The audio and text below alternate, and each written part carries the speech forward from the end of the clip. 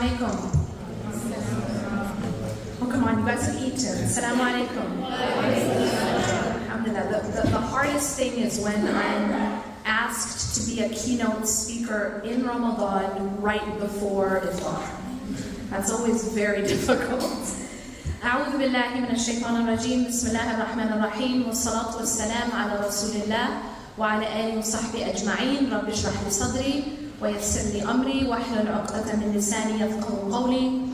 I want to ask everyone in this room what I ask every halaqah that I speak to, and I try to ask it every seminar, and that is just to set our intention. Why are we here? I'm sure there were so many other things you could have been doing tonight.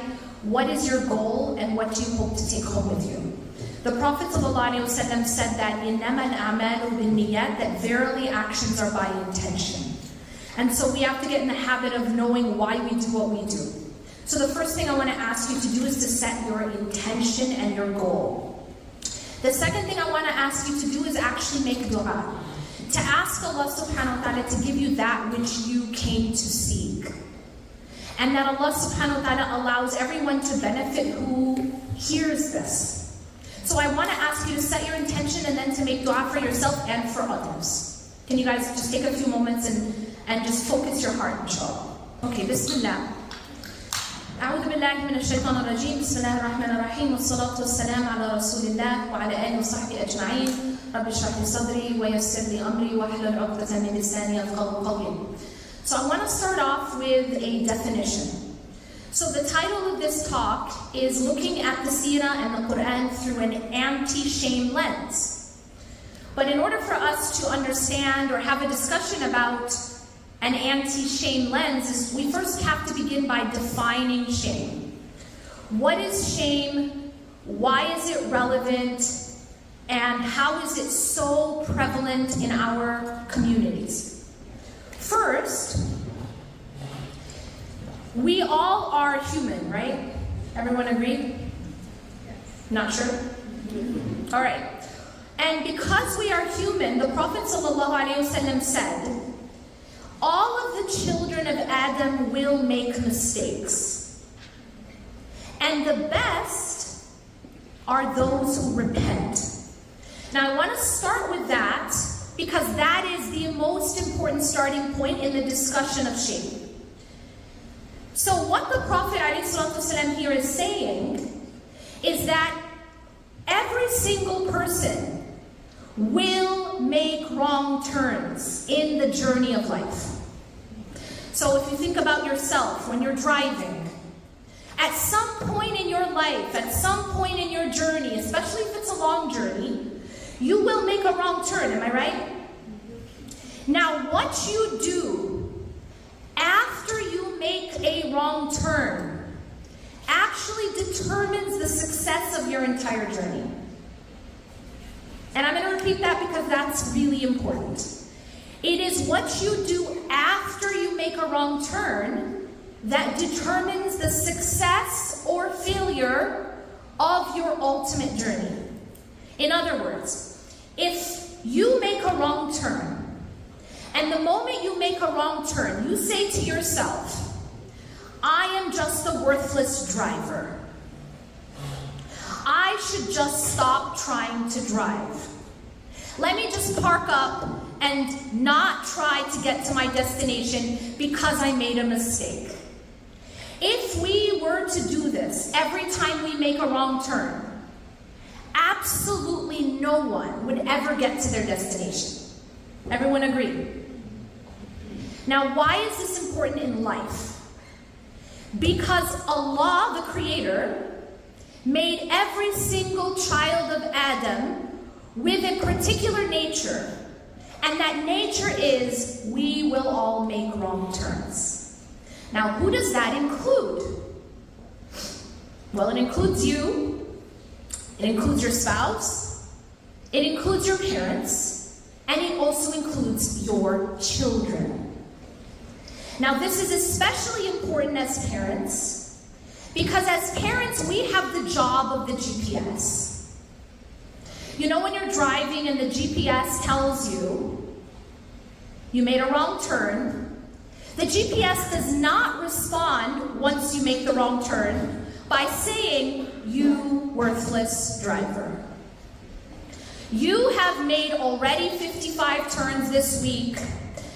I have calculated that you actually are just a bad driver, and therefore you should park up and stop trying to drive." What I just quoted is called shame.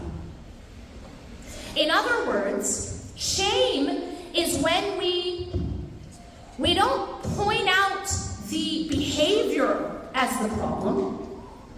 We point out the core of the individual as the problem. In other words, healthy remorse says, "I made a mistake."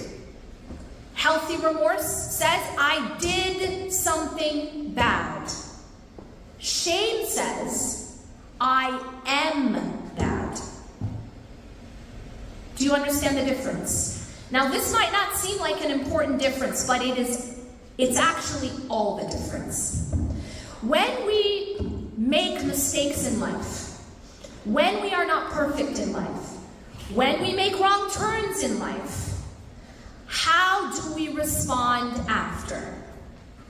If we respond with shame, then what that does is it actually paralyzes us and it stops our journey. And so shame says that the problem is with my core. I have messed up in life. I have made mistakes in life. I have failed in life. And it's because I am bad, or I am not worthy. And that is what shame is. Now, I say this because shame is actually the root cause of so many of our dysfunctions. Shame. Now, I'm gonna ask you a question, and the answer is gonna be kind of non-intuitive. Have you guys ever known someone who has a lot of difficulty admitting when they make a mistake? Okay, you don't have to point them out in the room. But have you ever known someone who has a lot of difficulty apologizing, a lot of difficulty admitting when they make a mistake? We all know someone. Maybe we know many someones. Maybe we struggle with that. Now, if I ask you, why do you think that person has so much trouble admitting a mistake? Most people will answer and say, because they're arrogant, or maybe they're too full of themselves, or maybe because of their big ego. And I will say to you that that's just the surface cause, and that the actual root cause is shame. Let me explain. If that individual grew up in a household, if that individual's early childhood was such that they weren't allowed to make mistakes, that if they did make a mistake, the consequences were very, very harsh. Maybe they were harshly punished. Maybe they were rejected. Maybe they were given the silent treatment. Maybe love was withheld. Maybe they experienced what is called conditional love. Now, what is conditional love? Conditional love says, I will love you, my child. I will approve of you, my child. I will give you affection and attention and all the things that children actually need to just have a healthy brain. And I will only give you these things with conditions. So I will show you love, and I will show you approval, and I will show you attention and acceptance. But the moment you make a mistake, or the moment you do not do exactly as I say, or the moment you fall short, I withhold that love. I take away that attention and affection. I punish you severely. I give you the silent treatment. And so what that human being is learning is you better not make a mistake. And if you do, as we all will, you better blame it on someone else. You better deflect. You better make excuses. You better say, no, actually, you're the one with the problem. Maybe you're too sensitive. You better find any way to not admit that you made a mistake. Why? Because in childhood, it was not safe to make a mistake. In order to be safe, in some households, you have to be perfect. In order to be safe in some households, you have to perform at certain, according to certain criteria. One really important question to ask is, if you want to understand why people do what they do as adults, this is very important. If you want to understand why people act the way they do as adults, is just ask this one question. What did you have to do as a child to get love? What did you have to do as a child to get approval? What did you have to do as a child to not be rejected, or punished, or humiliated, or shamed? And the answer to that question explains your human behavior as an adult. For some people, the answer to that question, what did I have to do to get love? What did I have to do to get acceptance? What did I have to do to feel worthy? What did I have to do to be safe? For some people, the answer is I had to be perfect. And this is the root of perfectionism. I had to be perfect in order to get love, acceptance, not be punished, not be shamed, not be rejected. For some people, the answer is I had to perform. I had to make the grades. I had to make the money. For some people, the answer is I had to be useful. I had to be useful to others. I had to earn my keep. And so when you look at the answer to this question, it actually explains our adult behavior. For people who had to perform, you'll see them as adults as workaholics. For people who had to be perfect, you see them as perfectionists.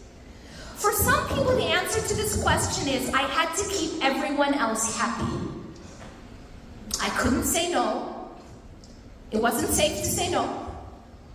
It wasn't safe to disagree. It wasn't safe to rock the boat. It wasn't safe to disappoint.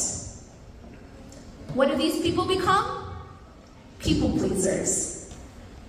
This is the root of people pleasing, where you actually are an adult, but you are still operating off of the old programming. And so shame is at the root of this, because shame says that if you're not perfect, if you make mistakes, if you're human,